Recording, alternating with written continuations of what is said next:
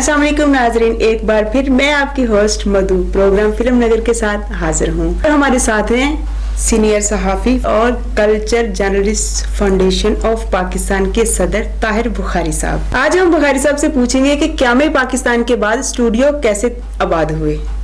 अस्सलाम वालेकुम बुखारी साहब। वालेकुम अस्सलाम। जी सर, कैसे हैं आप? जी बिल्कुल ठीक ठाक। जी बुखारी साहब, क़याम पाकिस्तान के बाद स्टूडियो कैसे आबाद हुए? क़याम पाकिस्तान से पहले जब फसादात शुरू हुए तो चूँकि ज़्यादातर यहाँ हिंदू थे फिल्म साज और स्टूडियो मालकान, तो वो नकल मकानी कर गए थे, बम्बई चले गए थे सारे।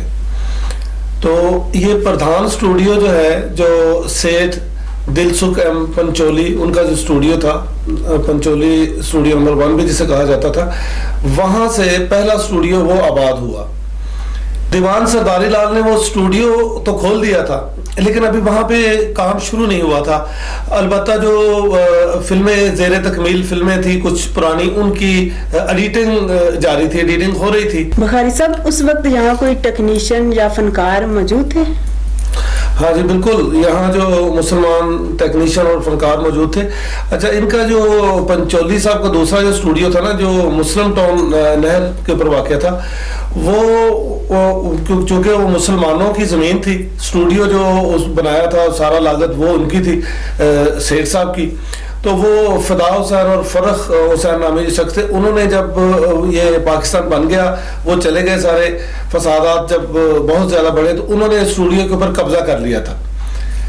तो उस वक्त यहाँ जो मौजूद थे हमारे फनकार, उसमें कोई बहुत से हदायतकार भी थे, आर्ट डायरेक्टर भी थे, मौसीकार भी थे, अदाकार भी थे, रजा मीर थे, फिर उनके अलावा भाइया Hameed cameraman, Ataullah light incharge, Nathu Khan art director, Shafqat Shah art director, Allah Ditta art director, Shahab art director, इसी तरह Saifi sound recordist, Z A Baig, नगमा निगार तुफैल होशियारपुरी, सैयद इम्तियाज अली ताज जो बहुत बड़े मशहूर राइटर थे, जहीर काश्मीरी, नज़ीर बेदी,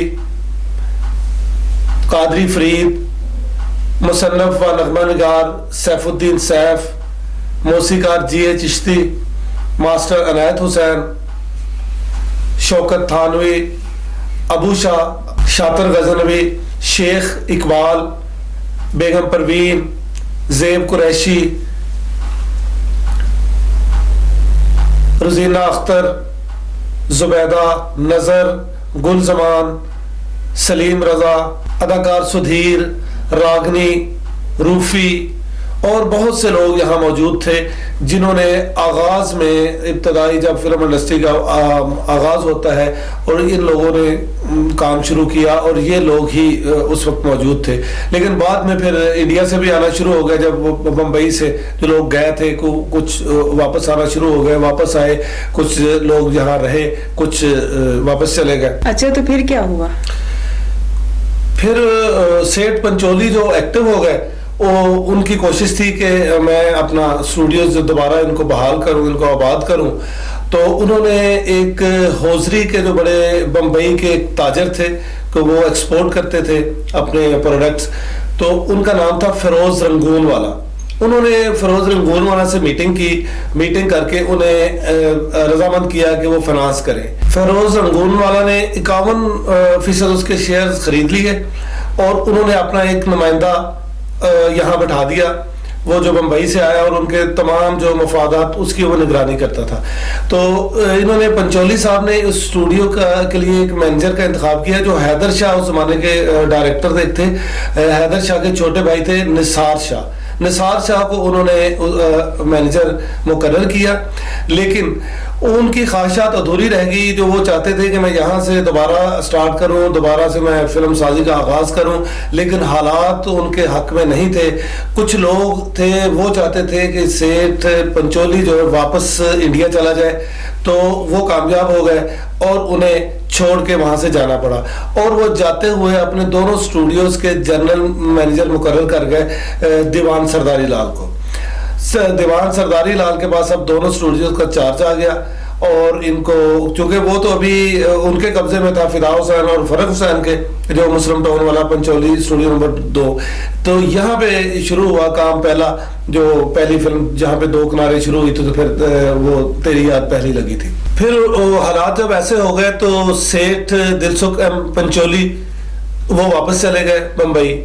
उनके जाने के बाद जो उनके फाइनेंसर थे फेरोज रंगून वाला, उन्होंने भी हाथ खींच लिया और उन्होंने भी ये प्रोजेक्ट खत्म कर दिया और अपने मुंशी को बम्बई वापस बुलवा लिया।